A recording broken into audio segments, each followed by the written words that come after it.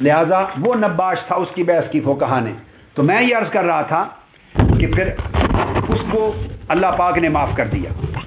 اب اس پر بحث کی ائمہ نے بہت دلچسپ جو بحث آئی ہے وہ میں آپ کو بتانا چاہتا ہوں.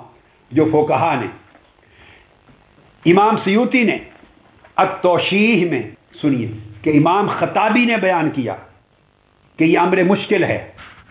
اس شخص نے کہا تھا کیف یغفر لہ وہو منکر للبعث والقدرت علی احیاء الموتى.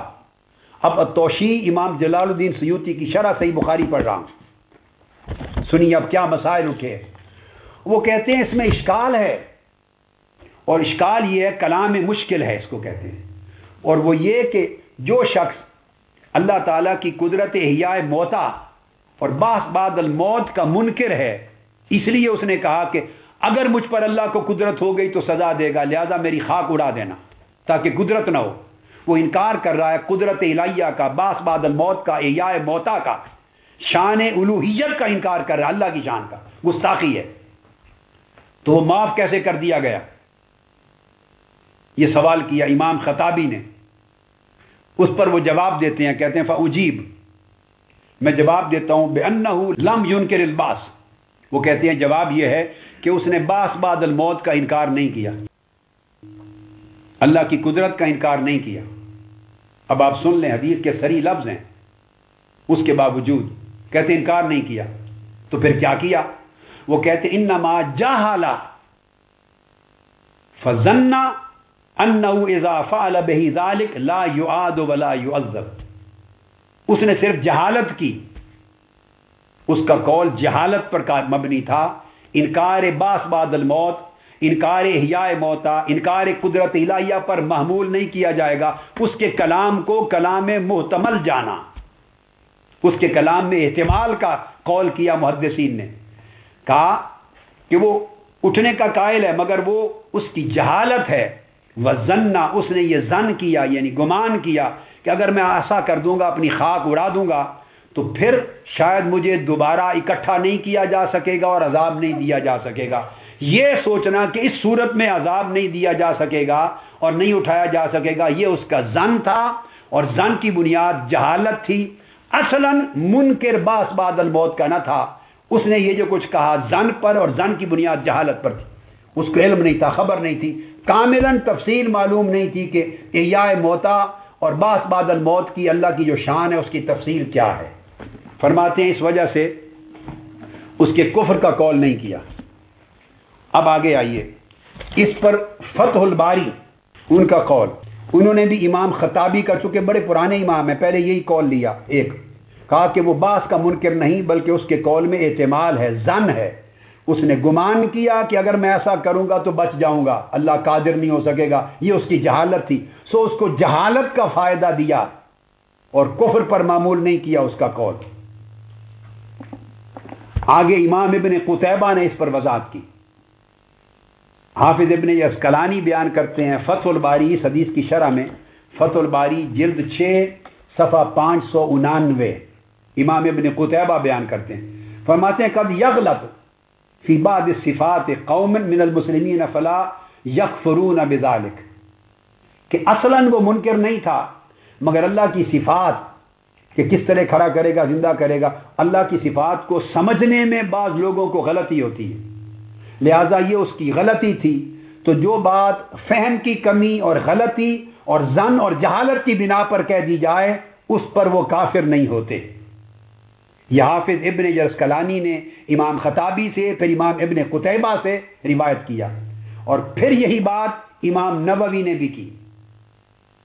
اور امام نووی نے یہ کہا، امام نووی شرح صحیح مسلم میں چونکہ متفق الحدیث ہے، امام نووی کہتے ہیں اس کو محمول کیا جائے گا جیسے غلبہ خوف کی طرح کسی شخص کا سمجھ قائم نہ ہو، ایسا کہنے والے کو محمول کیا جائے گا کہ لم یقل ہو قاصدا لحقیقت معنی ہو. ہم یہ قول کریں گے کہ اس نے جو یہ قول کیا، یہ کہا، اس کے حقیقی معنی کا ارادہ اس کے دل میں نہ تھا، اس کے حقیقی معنی کا ارادہ نہ تھا، بلکہ وہ غلط ظن اور غلط گمان تھا جہالت کی بنا پر. بل فی حالت کان فیہا کالغافل والزاہل والناسی، تو اس شخص کے قول کو معمول کیا جائے گا ایک غافل شخص کے قول پر جس کا ذہول ہو گیا عقل کا اس کا، یا ناسی بھول جانے والے، ولا یؤاخذ بما یصدر منہ، جو کچھ اس سے صادر ہوا اس پر مواخذہ نہیں ہوگا۔ یہ حافظ ابن حجر اسقلانی اور امام نووی کا قول تھا۔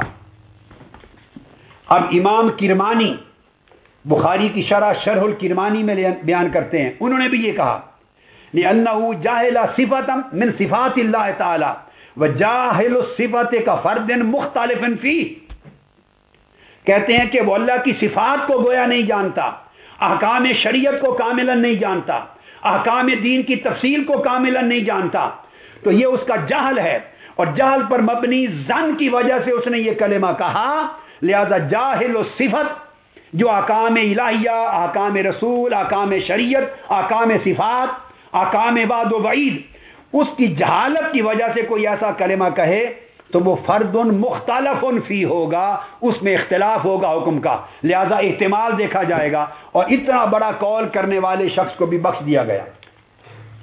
ایک بات میں ایک علمی لطیفہ کے طور پہ کہوں، یہ سب محدثین نے ایک بات کہی کہ وہ کافر اور منکر نہیں تھا، اور دلیل بنائی کیونکہ اس نے اللہ کے حضور عرض کیا، حدیث کے لفظ ہیں خشیتک، تیرے ڈر کی وجہ سے ایسا کیا تھا، ڈر کی وجہ سے۔ اب میں یہاں ایک بات عرض کرنا چاہتا ہوں ادباً، وہ یہ کہ جب اس نے اپنی راکھ جلوانے کی تلقین کی بچوں کو اور کہا کہ اگر اللہ کو قدرت ہو گئی تو مجھے سزا دے گا، اس وقت تو اس نے نہیں کہا تھا خوف کا نام لیا، وہ تو مرنے کے بعد آقا علیہ السلام بیان کر رہے ہیں، جب اللہ نے اسے زندہ کیا اور اپنے سامنے کھڑا کیا اور اس سے پوچھا کہ تم نے ایسا کیوں کیا، تو اس وقت کہا تیرے ڈر سے۔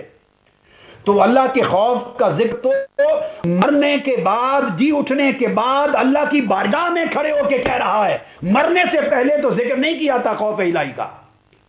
تو حکم کافر یا مومن ہونے کا اس کا مرنے سے پہلے کے قول پر ہوگا، بعد کے قول پر نہیں۔ وہ تو اللہ کی بارگاہ میں کہہ رہا ہے مولا تیرے ڈر سے کیا تھا، مگر جب کہا تھا اس وقت تو یہ قول نہیں تھا۔ تو کفر کا اطلاق بعد از موت ہوتا ہے یا قبل از موت ہوتا ہے؟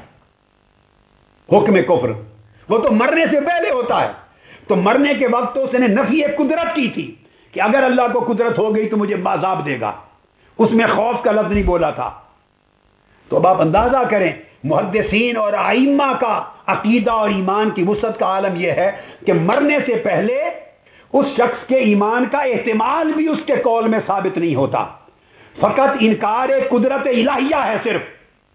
تو مرنے کے بعد جب اس نے کہا کہ خشیتک، تیرے خوف کی وجہ سے، تو آقا علیہ السلام نے اور خدا نے مرنے کے بعد کے لفظ کو بھی قبول کر لیا، اور اس کو ثبوت مانا کہ اس کے دل میں شروع سے تھا، شروع سے تھا، تو اس کے پیچھے محمول کر لیا۔ اور ہمارا عالم یہ ہے کہ ہم سرے سے کسی کو اس کی نیت کے بیان کرنے کا موقع ہی نہیں دینا چاہتے، اس کے کلام میں کوئی صریح کفر ہی نہیں ہے، نہ کسی نے خدا کا نام لیا ہو گستاخی میں کلمہ میں، نہ رسول پاک کا، نہ قرآن کا، نہ سنت کا، نہ شریعت کا، نہ براہ راست حضور کی تنقید کی ہو، نہ خدا کی، نہ قرآن کا قانون کہا ہو، نہ سنت رسول کا، نہ شریعت قانون کا، اور کہنے میں وہ کہہ رہا ہو ضیاء الحق نے قانون بنایا تھا اور نواز شریف نے بنایا تھا، کالا قانون ہے ان کا، میں نہیں مانتا۔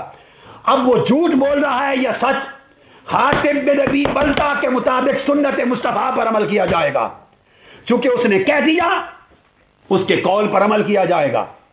آقا علیہ السلام کی اس حدیث پر اس نے کہہ دیا کہ تیرے ڈر سے یہ کیا تھا، تو وہ انکار قدرت الہیہ کو نہیں دیکھا جائے گا، احتمال ایمان کو دیکھا جائے گا۔ اور یہاں یہ کہ کسی شخص کے قول میں سرے سے کفر کا کلمہ ہی نہیں ہے، آپ اس کے معنی کو منسوب کر رہے ہیں ایک احتمال کی وجہ سے کہ اس کا اشارہ گستاخی رسول کی سزا والے قانون کی طرف جاتا ہے، اصل قانون ناموس رسالت کی طرف جاتا ہے۔ وہ قانون ناموس رسالت کا بھی نام نہیں لیتا ایک شخص، یہ لفظ نہیں ہے، میں آگے سارے کلمات پڑھوں گا آپ کے سامنے۔ خواب اس نے بقول آپ کے بدنیتی سے نام نہیں لیا یا نیت سے نام نہیں لیا، نیت، قصد اور باطن اللہ کے ہاں ہے، یہ شریعت محمدی کا قاعدہ ہے۔ جو اس نے کہا اس کے قول پر فیصلہ ہوگا، اس کے کلمات پر فیصلہ ہوگا۔ اگر آپ نیتوں میں اور دل کے حال میں فیصلے کرنے لگیں تو پھر تو ساری شریعت آپ مٹا کے رکھ دیں گے، اور آقا علیہ السلام کی عمر بھر کا حال، اور جن جن کو آقا نے قتل کروایا ان میں احتمال کوئی نہیں تھا. ان کی صریح گستاخی رسول تھی اور مسلسل گستاخی رسول تھی. وہاں احتمال نہیں تھا. جہاں میرے آقا کو احتمال ملا وہاں پوچھا ہے اور چھوڑ دیا. جو واقعات قتل کے ہیں وہاں احتمال کوئی نہیں تھا. دوسرا، اب یہی بات امام عینی نے کی جو حنفی امام ہیں، صحیح بخاری کے شارح حنفی امام عمدۃ القاری صفحہ 233 میں امام حنفی نے کی. اور وہ بھی کہتے ہیں کہ انما، کہتے ہیں اس کو منکر نہیں کہیں گے اس شخص کو، بلکہ انما رجل جاہل، لفظ سنیے. اب آج بے علم لوگ یہ کہتے ہیں کہ کون جاہل ہے؟ نہیں ہے، ہم نہیں مانتے. کس کی نیت کیا ہے ہم نہیں مانتے. اس کے دل کا اشارہ کیا؟ یعنی یہ سارا کچھ، یہ ساری بحثیں شریعت کے خلاف، سنت مصطفیٰ کے خلاف، حدیث رسول کے خلاف، قواعد فقہ کے خلاف اور ائمہ مجتہدین کے اقوال کے خلاف. مذاق ہے دین، جو طبیعت میں آ جائے کہہ ڈالیں اور پوری امت کو سراپے لگا دیں. امام عینی کہتے ہیں انما هو رجل جاہل ظن انه اذا صنع به هذا الصنی تورک فلم ينشر ولم يعذب. وہ کہتے ہیں کہ اس کا حال یہ ہے کہ وہ شخص جاہل ہے، اس کو قدرت الہیہ اور بعث بعد الموت کی تفصیلات کا علم نہیں ہے، تفصیلات کا. لہذا اس نے گمان کیا کہ اگر میں یہ کام کر لوں گا تو پھر مجھے زندہ نہیں کیا جا سکے گا اور سزا نہیں دیا جا سکے گا، اس لیے جاہل ہونے کی وجہ سے اس کو معاف کر دیا گیا.